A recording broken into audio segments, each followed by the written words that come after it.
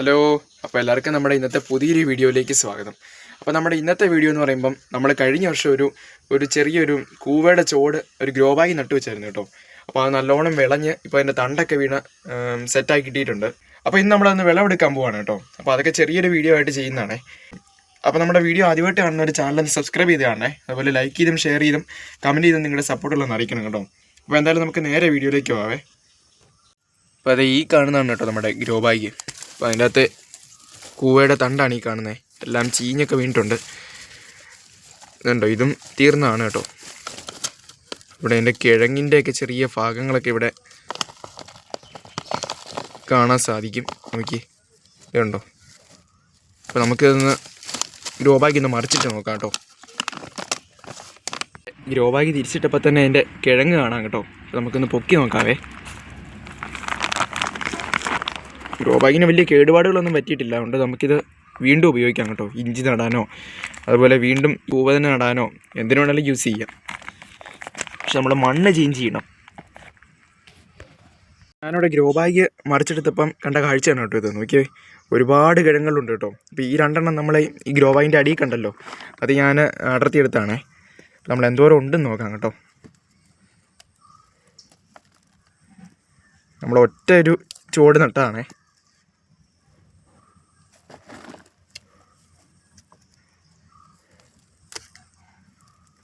അപ്പോൾ ഇത് കൂട്ടൊരു 5-6 grow bag ഉണ്ടെങ്കിൽ നമുക്ക് ഒരു തരക്കേടില്ലാത്ത രീതിയിലൊരു വിളവ് കിട്ടും കേട്ടോ. പിന്നെ ഇത് ആരോ റൂട്ട് കൂവ ആയതുകൊണ്ട് ഇതിൻ്റെ 1 കിലോ പൊടിക്ക് തന്നെ മാർക്കറ്റിൽ 1200 രൂപയോളം വില വരുന്നുണ്ട് കേട്ടോ.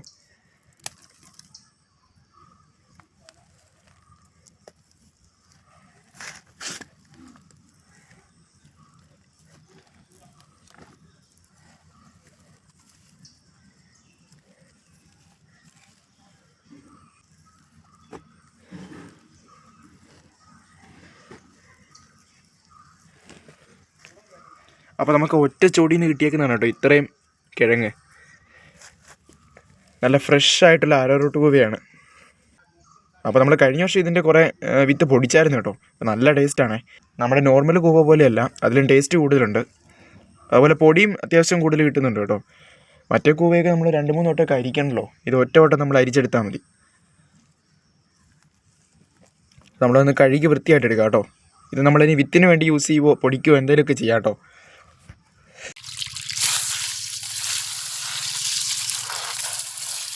ഓക്കെ, എൻ്റെ വൈറ്റ് കളറൊക്കെ നല്ല രീതിയിൽ തെളിഞ്ഞു വരുന്നുണ്ട് കേട്ടോ. നമ്മൾ നല്ലോണം ഒന്ന് ക്ലീൻ ചെയ്തിട്ട് വേണം.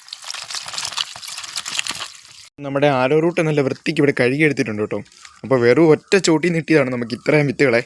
അപ്പോൾ അത് നടുന്ന വീഡിയോ ഒക്കെ നമ്മുടെ യൂട്യൂബ് ചാനലിൽ തന്നെ അപ്ലോഡ് ചെയ്തിട്ടുണ്ടായിരുന്നു കേട്ടോ. നോക്കി, അത്യാവശ്യം നല്ല സൈസുള്ള വിത്തുകളാണേ. നമ്മുടെ ഒരു കൈപ്പത്തി കഴിഞ്ഞൊക്കെ നീട്ടമുണ്ടോ ഓരോ വിത്തിനും. നമ്മൾ ഈ ഒരു ചോടാണ് നട്ടത് കേട്ടോ.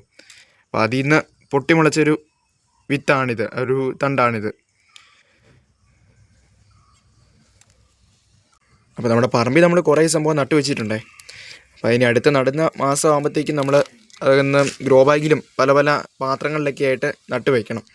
കാരണം നമ്മൾ നിലത്ത് നട്ടിട്ട് നമുക്ക് റിസൾട്ട് ഉണ്ടെന്ന് പറഞ്ഞാലും ഇതിലും റിസൾട്ട് ഉണ്ട്, അത് വേറെ കാര്യം. പകുതി മുക്കാലോളം എലി തിന്നുന്നുണ്ട് കേട്ടോ. എലിയാണോ എന്തോ ഒരു ജീവി ഒന്ന് തിന്ന് തീർക്കുന്നുണ്ട്. അപ്പോൾ ഞാനൊരു പരീക്ഷണാർത്ഥം ഇങ്ങനെ ഗ്രോ ബാഗ് നട്ട് നോക്കിയപ്പോൾ നമുക്ക് അത്യാവശ്യം നല്ല രീതിയിൽ തന്നെ വിളവുണ്ട്. അപ്പോൾ ഇനി അടുത്ത തവണ നമ്മളൊരു 10-20 ഗ്രോ ബാഗ് നട്ടാൽ കൂടുതൽ വിളവ് നമുക്ക് കിട്ടും കേട്ടോ. ഒറ്റ ഗ്രോ ബാഗിൽ തന്നെ നമുക്ക് ഇത്രയും കിട്ടി. അപ്പോൾ ഒരു 10-20 എണ്ണം നടുവാണെങ്കിൽ നമുക്കൊരു 8-10 കിലോ അടുത്ത് നമുക്ക് കിട്ടും വിളവ്. ഈ കിഴങ്ങ് നമുക്ക് പച്ചയ്ക്ക് കഴിക്കാവുന്നതാണ് കേട്ടോ. അതുപോലെ പുഴുങ്ങിയും കഴിക്കാം. പിന്നെ ഇതുകൊണ്ട് നമ്മൾ തോരൻ ഉണ്ടാക്കും. പല പല ആവശ്യങ്ങൾക്ക് നമുക്ക് എടുക്കാൻ പറ്റും കേട്ടോ. നമ്മുടെ നോർമൽ കൂവക്കഴിഞ്ഞും നല്ല ഔഷധ ഗുണമുണ്ട് ഇതിന്. അതുപോലെ ആരോ റൂട്ട് എന്ന് പറയാൻ കാരണം ഒരു ആരോ രൂപത്തിലാണ് ഇതിൻ്റെ ചോട്ടിൽ നിന്ന് കിഴങ്ങുകളുണ്ടാകുന്നത് കേട്ടോ. അതുകൊണ്ടാണ് ഇതിന് ആരോ റൂട്ട് എന്നുള്ള പേര് വരാൻ കാരണം.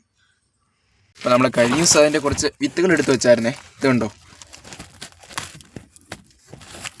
ഇതൊക്കെ വിത്തിന് പാകമായതാണ്. നമ്മുടെ പറമ്പിൽ കുറേ ആരോ റൂട്ട് നട്ടു വെച്ചിട്ടുണ്ട് കേട്ടോ. അപ്പോൾ അതൊക്കെ നമുക്ക് ഈ മാസം തന്നെ വിളവെടുക്കണം. പിന്നെ അതിൻ്റെ കുറേ തൈകളൊക്കെ സെപ്പറേറ്റ് ചെയ്തൊക്കെ വെക്കണം. എന്നാലേ നമുക്ക് മെയ് മാസം ആകുമ്പോഴത്തേക്കൊക്കെ നടാൻ പറ്റുള്ളൂ. മെയ് ജൂൺ എന്നീ മാസങ്ങളിലാണ് നമ്മൾ കൂവ നടുന്നത് കേട്ടോ. ആ സമയമാകുമ്പോഴത്തേക്കാണ് നല്ലൊരു അറ്റ്മോസ്ഫിയർ ഇതിന് ഒത്തു കിട്ടുന്നത്. ഈ ഒരു കൂവയുടെ പ്രത്യേകത എന്ന് പറയുമ്പം നമ്മളതിൻ്റെ ഒരു ചോട് നട്ട് കഴിഞ്ഞാൽ ആ ഒരു പ്രദേശം മൊത്തം ഈ സംഭവം വളരും കേട്ടോ. നല്ല കാട് കയറി ഉണ്ടാകും. നമ്മൾ ചോട്ടി വരുന്ന പുല്ലും കാര്യങ്ങളൊക്കെ ഒന്ന് തെളിച്ചൊക്കെ കൊടുത്ത് ഒരു 2 മാസം കൂടുമ്പം ചാണകവെള്ളവും കടലപ്പിണ്ണാക്കും ഒക്കെ പുളിപ്പിച്ചൊഴിച്ച് കൊടുത്താൽ നല്ല ആക്റ്റീവായിട്ട് തന്നെ നല്ല റിസൾട്ടും കിട്ടും, നല്ല ആക്റ്റീവായിട്ട് ചെടി ഉണ്ടാവുകയും ചെയ്യും കേട്ടോ. നമ്മളത് നടാൻ വേണ്ടി ഉപയോഗിക്കുന്നത് ഇപ്പോൾ ഇതെന്നൊരു മുള ഉണ്ടായിട്ടുണ്ടല്ലോ, ഈ മുള വേണമെങ്കിൽ നമുക്കിങ്ങനെ പതുക്കെ സെപ്പറേറ്റ് ചെയ്തെടുക്കാം. അപ്പോൾ ഇതേ വേരുണ്ടല്ലോ, അപ്പോൾ ഇത് നമുക്ക് കുഴിച്ച് വയ്ക്കാം. പിന്നെ നമുക്ക് ഈ കിഴങ്ങ് മൊത്തത്തോടെ കുഴിച്ച് വയ്ക്കാം. പിന്നെ നമ്മൾ ഗ്രോ ബാഗ് ഇടുമ്പോൾ ഇത് മൊത്തം നടാൻ പറ്റുകയല്ലോ. ഒരു 25 ഗ്രാമുള്ളൊരു ചെറിയൊരു വിത്ത്, ഏകദേശം ഈ ഒരു വലിപ്പമുള്ളൊരു വിത്തൊക്കെ നടാം നമുക്ക് ഗ്രോ ബാഗിൽ. പിന്നെ നമുക്ക് തൈ നടുമ്പോൾ ആണെങ്കിലും വേറുള്ള എന്തൊക്കെ സംഭവം ഉണ്ടോ അതൊക്കെ നമുക്ക് ഇതിനെ നട്ട് വയ്ക്കാൻ പറ്റും കേട്ടോ. ഉണ്ടോ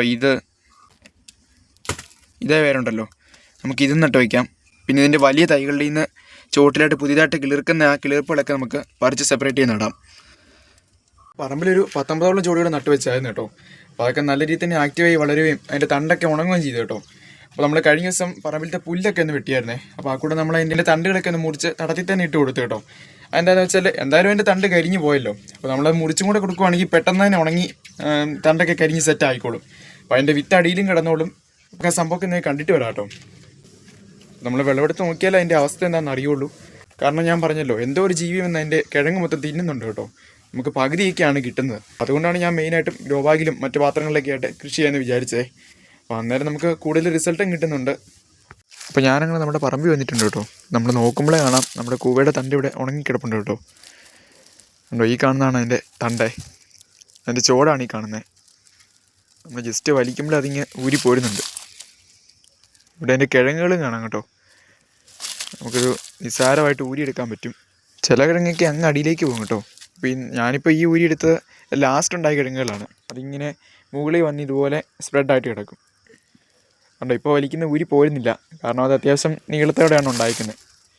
അതിന് നമ്മൾ ചെറിയ തൂമ്പ് വെച്ചോ എന്തെങ്കിലുമൊക്കെ വെച്ച് പതുക്കെ ഇളക്കിയെടുക്കേണ്ടി വരും, ഒടിഞ്ഞൊന്നും പോകാണ്ടേ. അപ്പോൾ ഈ വൈക്കോല് പോലെ ഈ കിടക്കുന്നതെല്ലാം നമ്മുടെ കൂവയുടെ തണ്ടുകളാണ് കേട്ടോ. അപ്പോൾ നമ്മൾ മാക്സിമം തണ്ടുകളിവിടെ അതിൻ്റെ ചോട്ടി വെട്ടിയിട്ട് കൊടുത്തിട്ടുണ്ട്. ചിലതൊക്കെ തന്നെത്താനെ കൊഴിഞ്ഞും വീണിട്ടുണ്ട്. അപ്പോൾ കുറച്ചൊക്കെ അവിടെ പച്ചയായിട്ട് തന്നെ നിൽപ്പുണ്ട് കേട്ടോ. അതൊക്കെ തന്നെ ഉണങ്ങി വീട്ടിൽ എഴുതി. ഇപ്പോൾ രാവിലെ ചെറിയ മഞ്ഞൊക്കെ ഉള്ളതുകൊണ്ടാണ് ഇതിൻ്റെ ഈ തണ്ടിനൊക്കെ ചെറിയ നനവ് കാണുന്നത്. ശരിക്കും ഇത് നല്ലോണം ഉണങ്ങിയതാണ്. അപ്പോൾ ഇത് നമ്മൾ വേറൊരു ഭാഗത്ത് നട്ട് വെച്ചേക്കുന്ന ആരോ റൂട്ടാണ് കേട്ടോ. അപ്പോൾ അതിൻ്റെ ഇലയും കാര്യങ്ങളൊക്കെ ശ്രദ്ധിക്കുമ്പോൾ അറിയാം നമ്മുടെ നോർമൽ കൂവയായിട്ട് ഒരുപാട് ഡിഫറൻസ് ഉണ്ട്. അതിൻ്റെ തണ്ട് നോക്കുമ്പോഴേ അതിൻ്റെ വ്യത്യാസം മനസ്സിലാകും കേട്ടോ. ഇതൊക്കെ ഇവിടെ ഉണങ്ങി വീണതാണേ. അതുപോലെ ഇവിടെ നമ്മൾ കുറച്ചെണ്ണം ഉണങ്ങി നിന്നത് മുറിച്ചും കൊടുത്തിട്ടുണ്ട്. ഈ ഭാഗങ്ങളൊക്കെ ഇനി പാകമാകാനുള്ളതാണ് കേട്ടോ. അത് ഈ മാസം അവസാനം അടുത്ത മാസമൊക്കെ ആയിട്ട് നമുക്കത് വിളവെടുക്കാറാവുന്നൊക്കെയാണ് ഞാൻ പ്രതീക്ഷിക്കുന്നത്. അപ്പോൾ നമ്മുടെ കൂവയുടെ വിളവെടുപ്പ് എല്ലാവർക്കും ഇഷ്ടപ്പെട്ടെന്ന് കരുതുന്നു. അപ്പോൾ നമ്മുടെ ഇന്നത്തെ വീഡിയോ ഇത്രയേ ഉള്ളൂ കേട്ടോ. അപ്പോൾ നമ്മുടെ വീഡിയോ കാണുന്നവർ ചാനൽ സബ്സ്ക്രൈബ് ചെയ്യാനും അതുപോലെ ലൈക്ക് ചെയ്യാനും ഷെയർ ചെയ്യാനും കമൻറ്റ് ചെയ്യാനും മറക്കല്ലേ. അതുപോലെ നിങ്ങളുടെ അഭിപ്രായങ്ങളൊക്കെ ഒന്ന് കമൻറ്റ് ബോക്സിൽ നിന്ന് ഷെയർ ചെയ്താൽ നമുക്കൊരു ഉപകാരമായിരുന്നു കേട്ടോ. വീഡിയോ എങ്ങനെയൊക്കെ മെച്ചപ്പെടുത്തണമെന്നും അതുപോലെ വീഡിയോ ഇഷ്ടപ്പെട്ടോ എന്നുള്ള കാര്യങ്ങളൊക്കെ ഒന്ന് കമൻറ്റ് ചെയ്യുക കേട്ടോ. അപ്പോൾ എന്തായാലും നമുക്ക് അടുത്ത ദിവസം കാണാവേ. എല്ലാവർക്കും ബൈ.